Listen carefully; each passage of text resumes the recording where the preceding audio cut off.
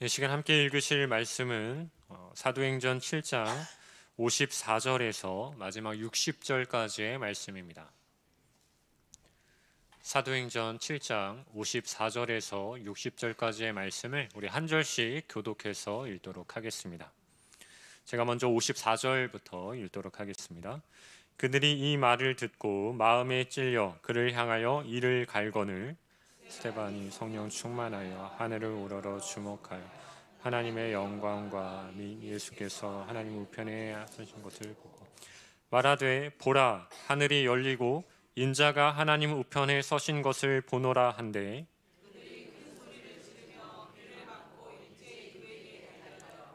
성 밖으로 내치고 돌로 칠세 증인들이 옷을 벗어 사울이라 하는 청년의 발 앞에 두니라.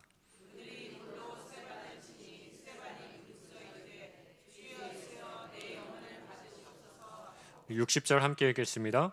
무릎을 꿇고 크게 불러 이르되 주여 이 죄를 그들에게 돌리지 마옵소서. 이 말을 하고 자니라. 아멘. 하나님께서 귀한 찬양 기쁘게 받아주셨을 줄 믿습니다. 이 시간에는 위대한 실패라는 제목으로 함께 말씀 나누도록 하겠습니다. 우리가 살아가는 이 시대가 어떤 시대인가라는 이 질문 앞에 우리는 많은 대답들을 할 수 있겠지만 저는 특별히 성공과 실패로 단정 지어지는 그런 시대를 우리가 살아가고 있다라는 생각을 할 때가 있습니다. 다시 말하면 과정보다는 결과에 초점을 맞추는 그런 시대를 우리가 살아가고 있다라는 것이죠. 과정이 불공정하고 불합리해도 어떻게 해서든지 결과가 좋으면 우리는 그것을 성공이라고 이야기하죠. 과정에 아무리 성실이 담겨 있고 최선의 노력이 녹아내려져 있어도 그 결과가 좋지 못하면 우리는 그것을 실패라고 말한다는 것입니다. 우리가 지난 12월 8일 수능 점수가 발표되었습니다. 수험생들은 마치 이 수능이라는 시간이 인생의 성공과 실패를 결정짓는 그러한 시간이라고 생각하죠. 그동안 최선을 다해서 성실하게 공부하며 또 수능 시험을 치렀지만 원하는 결과가 나오지 않았을 때 마치 인생에 실패한 실패자처럼 생각하기도 하죠. 그래서 심할 경우에는 안타깝게도 스스로 목숨을 끊는 그러한 일들을 우리가 종종 뉴스를 통해 접하게 되기도 합니다. 이러한 생각과 이러한 현상은 비단 이 수험생들, 학생들만의 잘못은 아니죠. 먼저 부모 세대가 그렇게 이미 생각하고 있기 때문인 것입니다. 얼마 전에 한 기사를 보게 되었는데 수능 점수가 발표된 이후에 부모들에 대한 인터뷰의 내용이 담겨져 있는 기사였습니다. 한 어머니는 이렇게 인터뷰를 했습니다. 결국 우리 애가 대학에 가기는 했는데 처음 점수를 받고 나서는 심장이 땅바닥에 떨어지는 것 같았다. 그때는 정말 울고 싶었는데 울지도 못하겠더라 라고 이렇게 이야기했고요. 또 한 어머니는 최초 불합격 후 추가 합격자 발표 때까지 기다리는 그 순간순간이 거의 지옥이었다라고 이렇게 얘기했습니다. 또 한 분은 아이에게 참을 수 없는 화와 짜증이 일어나 폭언과 폭력을 행사했다라고 고백하기도 했어요. 그러면서 이 기사는 자녀의 성취가 곧 어머니의 성공이라는 사회적 인식이 초래한 결과이다라고 이렇게 지적했습니다. 수능을 준비하는 과정을 통해 성장해가는 그 자녀를 보지 못하고 또 자녀의 앞으로의 더 큰 미래를 기대하지 못하고 그저 눈에 보이는 지금의 결과가 전부인 것 마냥 그렇게 인식하고 있는 부모 세대의 잘못을 지적하고 있는 기사였던 것이죠. 여러분, 교회도 다르지 않습니다. 모든 교회가 다 그런 것은 아니지만 어떤 교회는 사역의 결과를 가지고 그 사역이 실패한 것처럼 또 성공한 것처럼 그렇게 여기는 교회들도 참 많이 있기 때문이죠. 한국교회의 대표적인 사역 중에 하나가 아마 새생명 전도 축제일 것입니다. 저도 여러 교회들에서 사역을 하면서 이 새생명 전도 축제를 참 많이 진행을 했었는데요.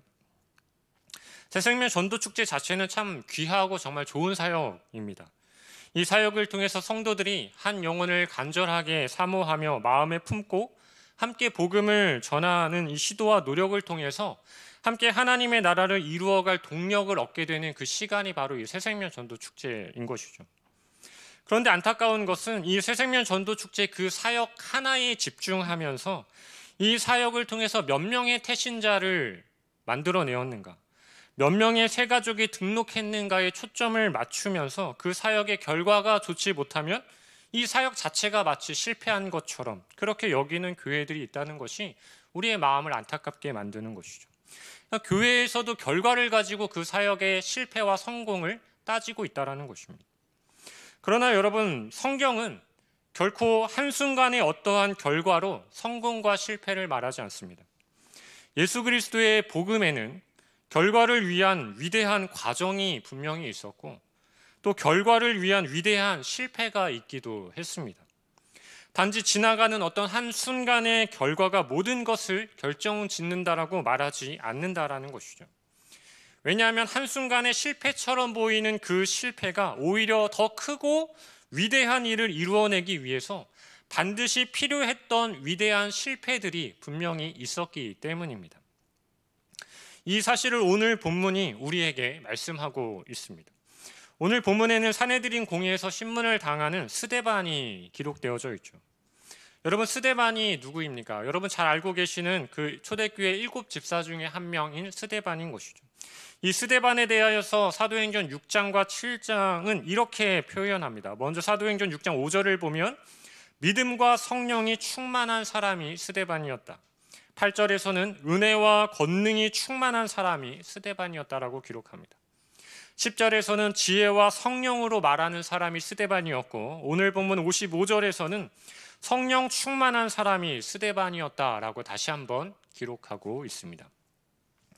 여러분, 믿음과 성령 충만한 사람, 지혜와 은혜와 권능이 충만한 사람이 스데반이었다는 것이죠.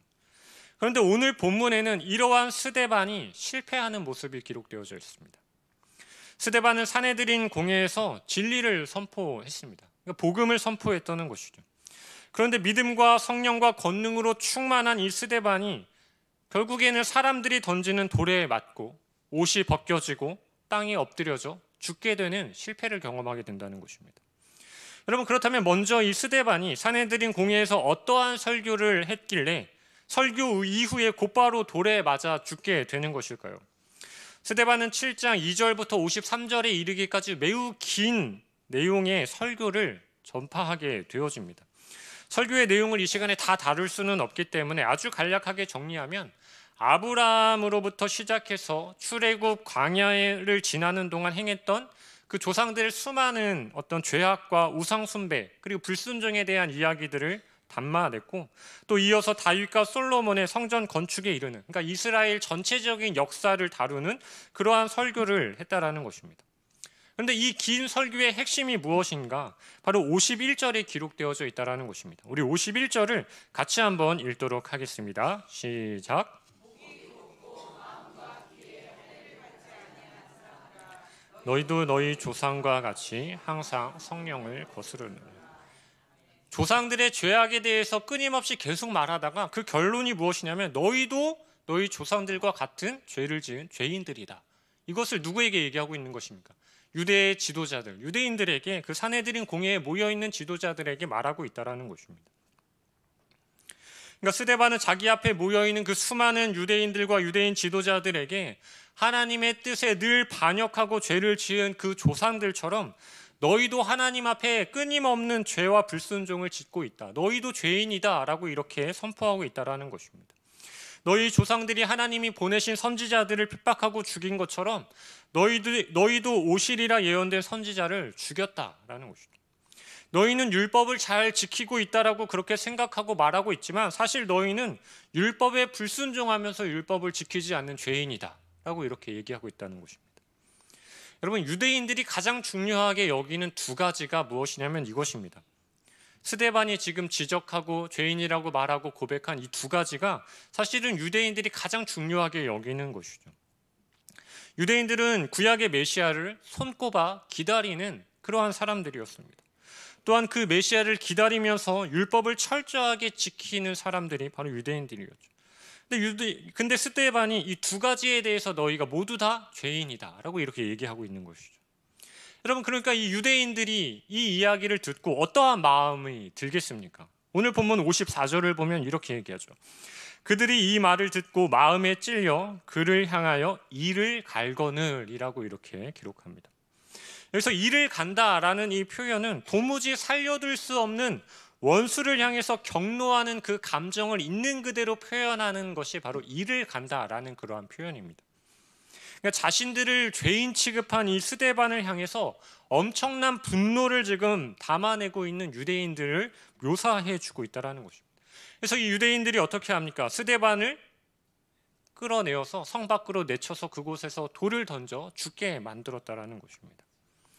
성도 여러분, 유대인들의 이 죄를 고발한 이 설교를 마치고 돌에 맞아 바로 죽게 된 이 스데반의 설교는 실패한 설교입니까? 성공한 설교입니까? 이렇게 죽은 스데반의 사역은 성공한 사역입니까? 실패한 사역입니까? 스데반의 설교는 실패했다라고 말할 수도 있어요. 우리는 스데반이 성령 충만하였고 믿음 충만하여서 유대인들에게 그러한 설교를 했다면 어떤 그 설교를 통하여서 놀라운 역사가 나타나야 한다라고 생각하기 때문이죠. 설교를 들은 저 유대인들이 죄를 깨닫고 회심하는 그 놀라운 역사가 나타나야 한다. 그것이 성공한 설교다라고 이렇게 생각할 수도 있기 때문입니다. 그러나 스데반은 성령 충만함으로 이 설교를 선포한 이후에 그저 돌에 맞아 죽었습니다. 그러니까 실패라고 생각할 수 있는 것이죠. 그러나 우리는 이 스데반의 죽음을 단순히 실패라고 말하지 않습니다. 우리는 오늘 설교 제목과 같이 스데반의 이 죽음을 위대한 실패라고 말하는 것이죠. 왜입니까? 비록 그 죽음 자체는, 그 죽음을 초래한 설교 자체는 실패한 것처럼 여겨질 수 있지만 그 죽음이라는 순결한 과정이 또 다른 위대한 결과를 가져오기 때문인 것입니다. 죽음이라는 그 결과에 집중하면 그것은 실패라고 생각할 수 있죠. 그러나 우리가 스데반의 죽음을 실패라고 말하지 않는 것은 위대한 실패라고 말하는 그 이유는 그 실패가 위대한 두 가지의 일을 이루어냈기 때문인 것입니다. 그러면 우리가 실패라고 생각할 수 있지만 그것이 실패가 아니라 위대한 실패가 되는 그 두 가지 위대한 일이 무엇이겠습니까? 첫 번째는 스데반은 죽기 전까지 성령 충만하여서 예수 그리스도를 끝까지 증거해내는 위대한 일을 이루어냈기 때문이라는 것입니다. 우리가 55절 말씀을 우리 같이 한번 읽도록 하겠습니다. 시작. 스데반이 성령 충만하여 하늘을 우러러 주목하여 하나님의 영광과 및 예수께서 하나님 우편에 서신 것을 보고. 여러분, 스데반은 죽는 그 순간까지 성령으로 충만했습니다. 성령으로 충만했던 스데반의 상황을 여러분 한번 생각해 보십시오. 공회 안에 유대인들이 엄청난 살기와 분노로 스데반을 죽이려고 스데반을 다 둘러싸고 있었을 것입니다. 공회 안에서 스데반을 둘러싼 모든 이들이 이 스데반을 죽이기 위해서 벼르고 있었다는 것이죠. 그러나 여러분, 이 상황 속에서 스데반은 전혀 두려워하지 않고 있습니다. 왜입니까? 성령으로 충만해 있기 때문인 것이죠.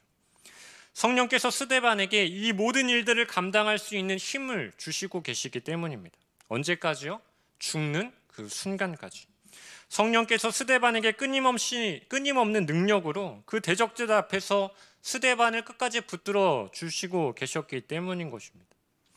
그렇게 성령 충만한 스데반은 자신을 죽이려고 둘러싼 그 무리들 앞에서 겁에 질린 눈으로 그 사람들을 주목하여 바라보지 않았다는 것입니다.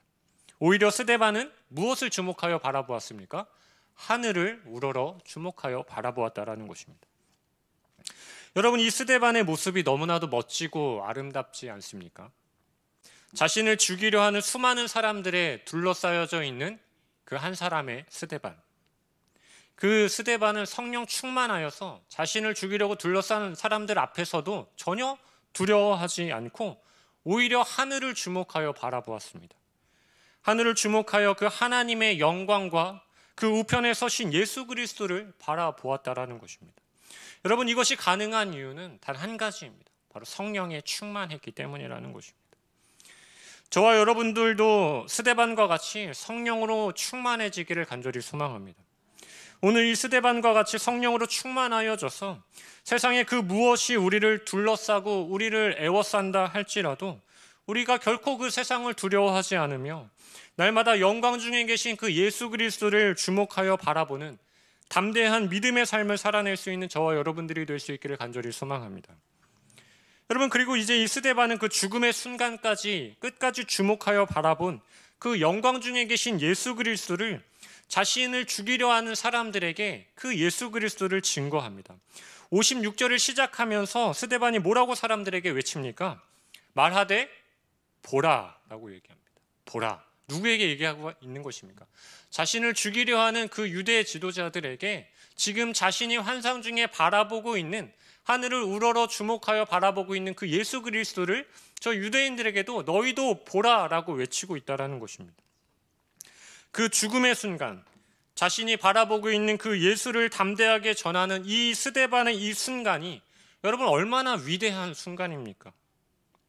비록 스데반의 설교는 유대인들의 이를 갈게 만들었고 자신을 죽게 만드는 실패한 설교처럼 보일 수 있겠지만 그 실패는 성령 충만하여 자신이 바라보고 있는 그 예수 그리스도를 담대하게 증거해낼 수 있게 만드는 그 위대한 순간을 이루어내는 가장 위대한 실패였다라는 것입니다. 성도 여러분, 여러분들은 무엇을 주목하며 이 땅을 살아가고 계십니까? 고난의 순간, 또 두려움의 순간, 여러분들은 무엇을 주목하며 살아가고 계십니까? 여러분, 베드로는 깊은 밤 두려움을 줄 수 있는 그 바다 한가운데서 두려운 바다를 주목하여 바라보지 않고 예수를 바라봄으로써 무리를 걸었습니다.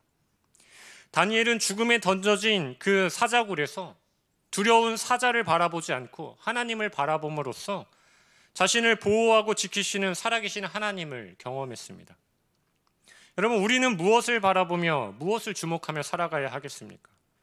우리도 성령 충만하여서 두려운 바다와 같은 세상을 바라보지 않고 무서운 사자와 같은 세상을 바라보지 않고 우리를 괴롭게 하는 이 세상의 것들을 바라보지 않고 우리를 위해 이 땅에 오셔서 우리에게 영원한 생명과 은혜를 주신 그 예수 그리스도만을 바라보며 살아가야 한다는 것입니다.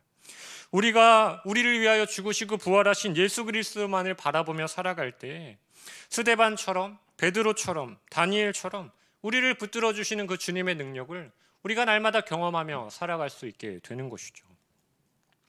성탄을 기다리고 있는 오늘, 우리를 위해 이 땅에 오신 예수 그리스도만을 주목하여 바라봄으로써 우리에게 영원한 생명을 주신 그 십자가의 능력과 은혜로 충만해져 가는 우리 모든 성도님들의 하루하루의 삶이 될 수 있기를 주님의 이름으로 간절히 소망합니다.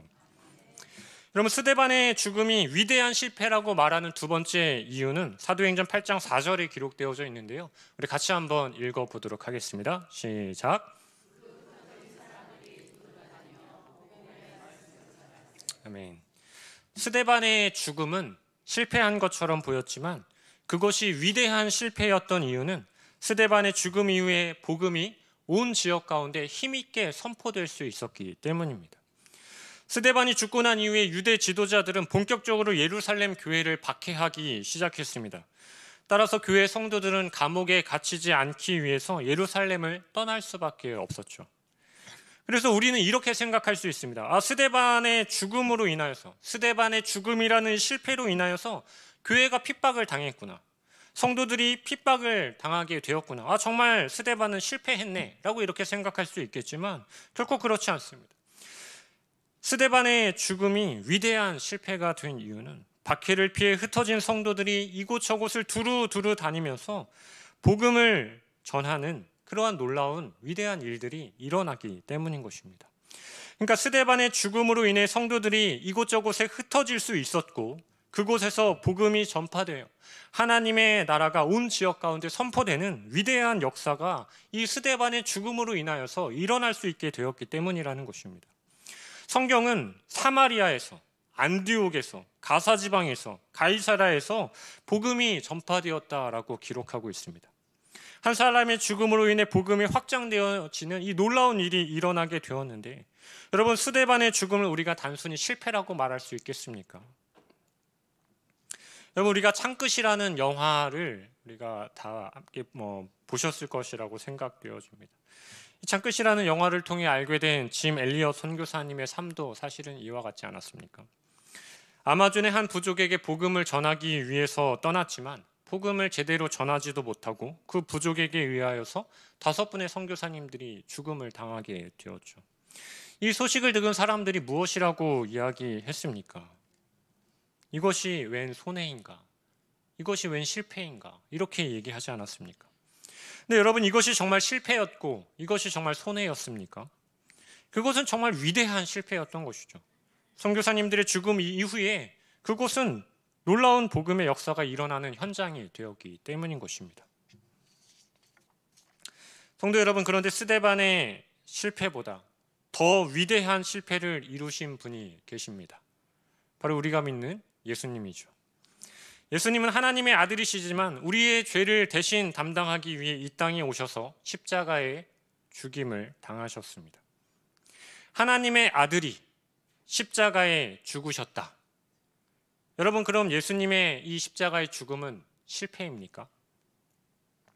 예수님의 이 죽음을 단순히 실패라고 말하는 사람은 아무도 없을 것입니다.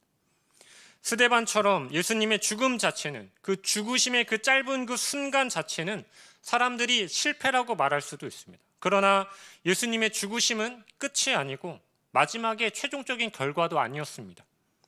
예수님의 죽음이라는 그 과정을 통하여서 예수님은 가장 위대한 결과를 이루어내셨습니다. 그것이 무엇입니까? 바로 우리의 구원인 것이죠. 예수님의 죽음이 있었기에 부활이 있었고 예수님의 죽음이 있었기에 우리의 구원이 있었던 것이죠. 예수님의 죽음은 구원의 능력을 우리에게 주신 세상에서 가장 위대한 실패였던 것입니다. 예수님의 죽음은 구원의 능력을 우리에게 주신 가장 위대한 한 순간이었던 것이죠. 예수님의 죽음만이 이루어낼 수 있는 가장 위대한 일을 이루기 위해 의도적으로 행하셨던 실패, 저와 여러분들을 구원하시기 위해 계획적으로 이루셨던 실패, 그것이 바로 예수 그리스도의 십자가였다라는 것입니다. 사랑하는 성도 여러분, 그렇다면 예수님의 십자가 죽으심이라는 이 위대한 실패로 구원을 받은 우리는 그 예수님의 오심을 기다리는 그 성탄을 앞두고 우리는 우리의 어떠한 자세와 마음으로 이 땅을 살아가야 하겠습니까? 우리 좀 길지만 로마서 14장 7절에서 9절까지의 말씀을 우리가 함께 읽도록 하겠습니다. 시작. 우리 중에 누구든지 자기를 위하여 사는 자가 없고 자기를 위하여 죽는 자도 없도다. 우리가 살아도 주를 위해 살고 죽어도 주를 위하여 죽나니 그러므로 사나 죽으나 우리가 주의 것이로다. 이를 위하여 그리스도께서 죽었다가 다시 살아나셨으니 곧 죽은 자와 산 자의 주가 되려 하심이라. 아멘. 여러분, 우리는 주를 위하여 살고 죽어도 주를 위하여 죽는 그러한 하루를, 성탄을 기다리며 이러한 하루를 살아내야 하는 것입니다. 어쩌면 우리가 나를 위하여 사는 것이 아니라 주를 위하여 사는 것, 주를 위하여 죽는 것이 세상 사람들이 볼 때는 실패한 인생처럼 보일 수도 있습니다. 우리가 우리의 만족을 위해서, 우리가 누릴 것들을 다 누릴 것들을 위해서 그렇게 살아가는 것이 아니라 복음을 위해서, 예수를 위해서, 하나님 나라를 위해서 살아가는 우리의 삶을 보고 세상 사람들은 참 미련한 인생이라고, 실패한 인생이라고 그렇게 말할 수도 있습니다. 세상에서 마음껏 즐기지도 못하고 세상의 것을 마음껏 누리지도 못하고 맨날 손해보고 헌신하고 힘들게 봉사하고 전도하고 그러한 삶을 살아내는 우리의 인생을 향해서 실패한 인생이라고 세상은 말할지도 모르겠습니다. 그러나 그것이 잠시 실패한 인생처럼 세상 가운데 보일지라도 이러한 삶을 살아낸 우리의 인생은 가장 위대한 실패를 이룬 거룩한 성도의 삶이 될 수 있는 것입니다. 왜냐하면 이러한 삶이야말로 하나님 나라의 백성임을 증명해내는 가장 위대한 삶이 되기 때문인 것이죠. 우리를 위해 위대한 실패를 이루신 예수님처럼 다시 살아나셔서 우리의 주가 되신 예수님을 우리가 바라보면서 우리도 주님을 위한 위대한 실패, 예수 그리스도 안에서 살아가는 이 위대한 실패의 삶을 오늘도 내일도 기쁨으로 살아낼 수 있는, 그래서 예수님의 오심을 우리가 진정으로 기대하며 살아갈 수 있는 우리 모든 성도님들의 하루하루의 삶이 될 수 있기를 주님의 이름으로 간절히 소망합니다. 아멘. 같이 기도하도록 하겠습니다.